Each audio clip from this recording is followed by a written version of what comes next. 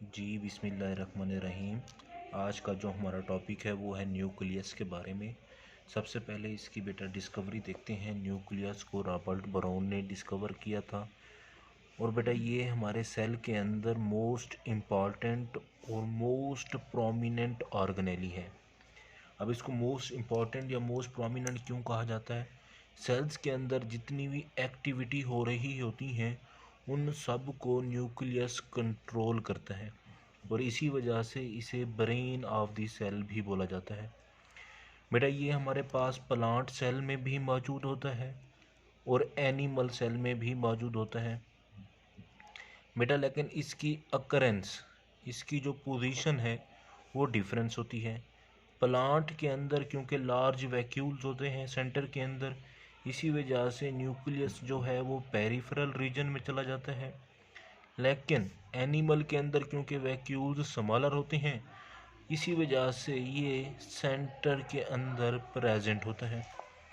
अब हम देखते हैं बेटा इसके नंबर की बिना पे कुछ सेल्स ऐसे होते हैं जिनके अंदर कोई भी न्यूक्लियस नहीं होता, जिसको हम ए न्यूक्लिएट सेल भी बोलते हैं, ए न्यूक्लिएटेड सेल भी बोलते हैं।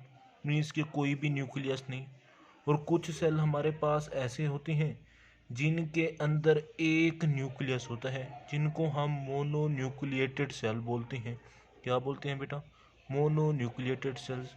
और कुछ सेल्स बेटा हमारे पास ऐसे होते हैं जिनके अंदर दो न्यूक्लियस होते हैं, जिनको हम बाई न्यूक्लिएटेड सेल बोलते हैं। इसी तरह हम कहते हैं कुछ सेल्स ऐसे होते हैं जिनके अंदर बहुत ज़्यादा सेल्स मौजूद होते हैं, बहुत ज़्यादा न्यूक्लियस मौजूद होते हैं, जिनको हम मल्टी न्यूक्लिएटेड बोलते हैं, मल्टी न्यूक्लिएटेड सेल बोलती हैं। अब बेटा देखते हैं कि ये जो न्यूक्लियस होता है ये कब विजिबल होता है। बेटा याद रखना, जब सेल नॉन डिवाइडिंग स्टेज में होगा। किसमें बेटा? Non dividing stage, non dividing stage, तब हमें न्यूक्लियस नज़र आता है। मीन्स कि तब हमारे पास ये विजिबल होगा जब सेल डिवाइड कर रहा होगा। क्या बेटा जी? मीन्स कि डिवाइडिंग स्टेज होगी। तो बेटा याद रखना ये हमारे पास नॉट विजिबल होगा। ये बड़ा इंपॉर्टेंट एमसीक्यूज है कि न्यूक्लियस इज विजिबल। तो बेटा याद रखना ये हमारे पास क्या कब विजिबल होगा? जब सेल डिवाइड नहीं कर होगा। जब हम इसकी स्ट्रक्चर की बात करते हैं तो बेटा ये हमें स्फेरिकल इन शेप नज़र आते हैं, इरेगुलर स्फेरिकल फॉर्म में नज़र आते हैं, स्फेरिकल शेप होती है इनकी। जब हम इनकी बाकी पूरी स्ट्रक्चर्स की मॉर्फोलॉजी की बात करते हैं तो बेटा सबसे पहले हम कहते हैं कि इसके आउटर मेम्ब्रेन है और इनर मेम्ब्रेन होती है। और ऐसे ऑर्गेनेली जिसकी दो मेम्ब्रेन होती है, उन दोनों मेम्ब्रेन्स को इकट्ठे हम एक इन्वेलप का नाम देते हैं, क्योंकि ये हमारे पास न्यूक्लियस की मेम्ब्रेन है, इसीलिए न्यूक्लियर इन्वेलप कहते हैं। एक हमारे पास आउटर मेम्ब्रेन होगी और एक इनर मेम्ब्रेन होगी। और आउटर मेम्ब्रेन के साथ बेटा याद रखना रफ एंडोप्लाज्मिक रेटिकुलम कंटिन्यूअस होते हैं। आउटर मेम्ब्रेन के ऊपर आउटर साइड पे ये हमारे पास राइबोसोम्स भी अटैच होते हैं। ठीक हो गया बेटा? क्वेश्चन आता है कि outer membrane is continuous to rough endoplasmic reticulum. ठीक हो गया बेटा? ये कंटिन्यू होती है RER, रफ एंडोप्लाज्मिक रेटिकुलम। और आउटर साइड पे क्या होते हैं बेटा? राइबोसोम्स होते हैं। यहाँ तक बात समझ आ गई बेटा? नेक्स्ट देखते हैं बेटा इनर मेम्ब्रेन। इनर मेम्ब्रेन के ऊपर राइबोसोम्स अटैच नहीं होते और इन दोनों के दरमियान में जो स्पेस होती है इसको नाम दिया जाता है पेरी न्यूक्लियर स्पेस। क्या नाम दिया जाता है बेटा? Perinuclear space. यहाँ तक बात समझ आ गई बेटा? और बेटा याद रखना जब हम इसकी कंपोजिशन की बात करते हैं, बिल्कुल उसी तरह जिस तरह हमने प्लाज्मा मेम्ब्रेन को स्टडी किया था कि इसके अंदर लिपिड बाई लेयर होगी, बिल्कुल ये भी हमारे पास लिपिड बाई लेयर होती है।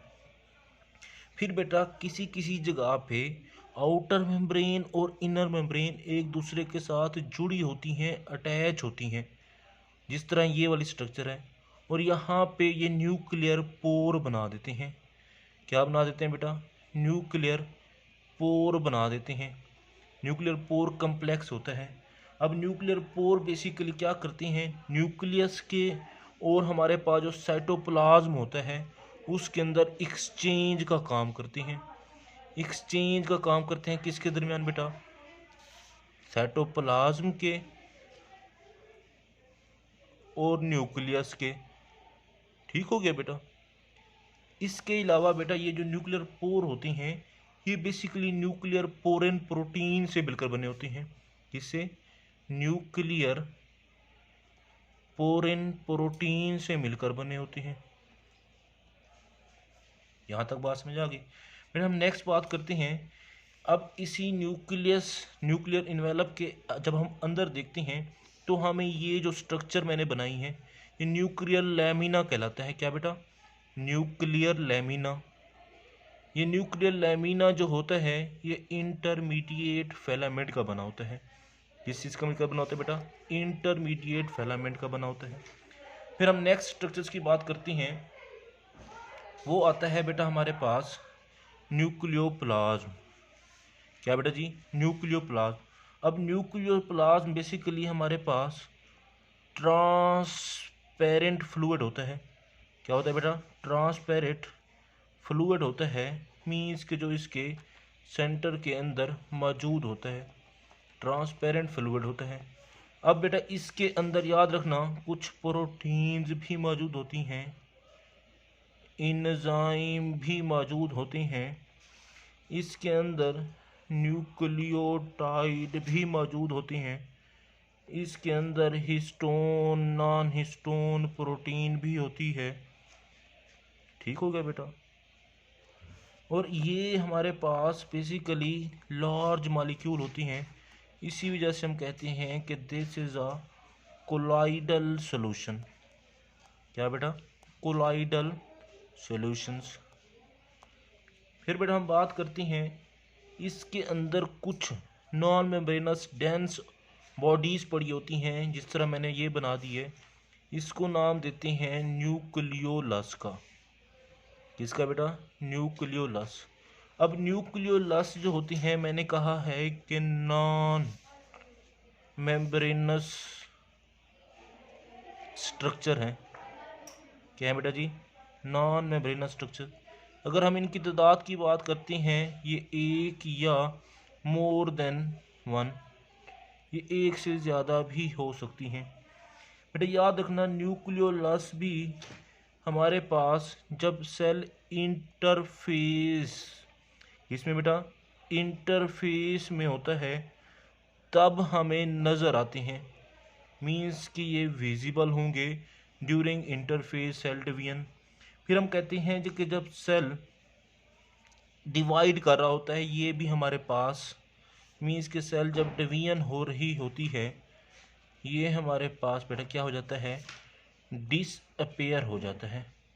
अब होता क्या है कि तब हमारे पास न्यूक्लियर इन्वेलप जो होता है ये ब्रेक डाउन हो जाता है, जिसकी वजह से हम कहते हैं इसकी कोई ख़ास स्ट्रक्चर नहीं होती। अब न्यूक्लियोलस के दो पार्ट हैं, रीजन हैं। एक इसका आउटर रीजन होता है जिसको हम पेरीफेरल रीजन कहते हैं। क्या नाम देते हैं बेटा? Peripheral region. एक इसका सेंटर रीजन होता है। कौन सा रीजन होता है बेटा? Center region. जो पेरीफेरल रीजन होता है बेटा ये ग्रैन्युलर होता है। क्या होता है बेटा? ग्रैन्युलर। और जो सेंटर रीजन होता है ये हमारे पास फिब्रल होता है। फिब्रल की फॉर्म, फाइबर्स की फॉर्म में पड़े होते हैं। अब जो हमारे पास पेरीफेरल रीजन है इसमें राइबोसोमल सब यूनिट पड़े होते हैं। कौन से बेटा? राइबोसोमल सब यूनिट्स। क्योंकि हमने पढ़ा था कि nucleolus is a factory of ribosomes, तो इसी वजह से हम कहते हैं कि इसके पेरीफेरल रीजन में राइबोसोम्स जो होते हैं इसके सब यूनिट पड़े होते हैं। अब अगर हम इसके सेंट्रल रीजन की बात करते हैं तो बेटा सेंट्रल रीजन में याद रखना राइबोसोमल आरएनए, आरआरएनए और यहाँ हम बात करते हैं आरडीएनए मौजूद होते हैं। यहाँ तक बात समझ आ गई होगी। तो बेटा नेक्स्ट है कि हमारे पास ये जो न्यूक्लियस होता है इसके अंदर थ्रेड लाइक स्ट्रक्चर्स पड़ी होती हैं जिनको हम क्रोमाटिन का नाम देते हैं। किसका नाम देते हैं बेटा? क्रोमाटिन का नाम देते हैं। अब बेटा ये मैंने एक स्ट्रक्चर बना दी है क्रोमोसोम की। अब मैंने कहा कि ये हमारे पास थ्रेड लाइक स्ट्रक्चर होती हैं। क्या होती है बेटा? थ्रेड लाइक स्ट्रक्चर, जिसको हम क्रोमाटिन का नाम देते हैं। अब बेटा होता क्या है कि जब हमारे पास सेल जो होता है ये डिवाइड करता है तो हमारे पास ये क्रोमाटिन स्ट्रक्चर्स जो हैं, थ्रेड लाइक स्ट्रक्चर्स जो हैं, ये कंडेंस हो जाती हैं। क्या हो जाती हैं बेटा? कंडेंस्ड फॉर्म में आ जाती हैं, जिसको हम क्रोमोसोम्स का नाम देते हैं। अब ये जो क्रोमोसोम्स होती हैं ये डीएनए से मिलकर बने होती हैं और प्रोटीन से मिलकर बने होती हैं, हिस्टोन प्रोटीन जिसे हम कह रहे होती हैं। ठीक हो गया बेटा? और ये number of chromosomes her species के अंदर स्पेसिफिक होती हैं। क्या होते हैं बेटा? स्पेसिफिक होती हैं। अब हम बात करते हैं बेटा कि हमारे पास अब मैन है, ह्यूमन है, उसके अंदर 46 नंबर ऑफ क्रोमोसोम्स होती हैं। अगर हम बात करें फराग की, मेंढक की, 26 क्रोमोसोम्स होती हैं।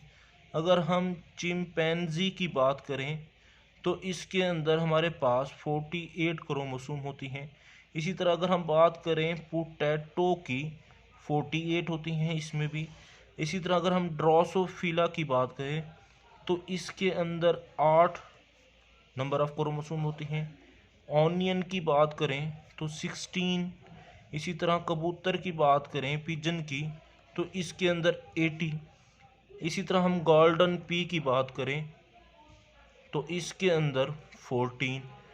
जब हम क्रोमोसोम की स्ट्रक्चर की बात करते हैं तो बेटा याद रखना, जहाँ पे ये सेंटर रीजन में 2 क्रोमाटिड्स अटैच होते हैं इसको नाम देते हैं सेंट्रोमेयर का।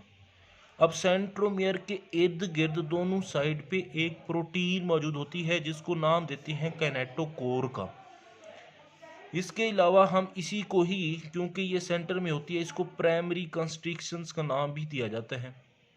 और एक कंस्ट्रिक्शन हमारे पास इसी क्रोमोसोम स्ट्रक्चर्स की एंड पे है, ये वाली या ये वाली। इसको हम नाम देते हैं सेकेंडरी कंस्ट्रक्शंस का। बेटा याद रखना, जो एंड वाला रीजन होता है इसको नाम देते हैं टीलोमेयर्स का या टीलोमर का। अब होता क्या है बेटा, जो हमारे पास मैंने ये सर्कल फॉर्म में शो किए हैं, यहाँ पे जो मटेरियल प्रेजेंट होता है ये बेसिकली हम कहते हैं एक्सचेंज हो जाता है। इसको यहाँ पे जो मटेरियल होता है इसको नाम देते हैं यू क्रोमाटिन का। और जो इसके अलावा मटेरियल होता है एंड वाली साइड पे होता है इसको नाम देते हैं हेट्रोक्रोमाटिन का। अब यू क्रोमाटिन हमारे पास ऐसा मटेरियल होता है जो ट्रांसक्राइब्ड हो जाए, और जो हेट्रोक्रोमाटिन होता है ये हमारे पास नॉन ट्रांसक्राइब्ड होता है। ठीक हो गया बेटा? ये था बेटा हमारा आज का टॉपिक क्रोमोसोम्स के बारे में और न्यूक्लियस की स्ट्रक्चर्स के बारे में। उम्मीद है बेटा आज का टॉपिक हमें समझ आ गया होगा आप लोगों को। अल्लाह हाफिज़।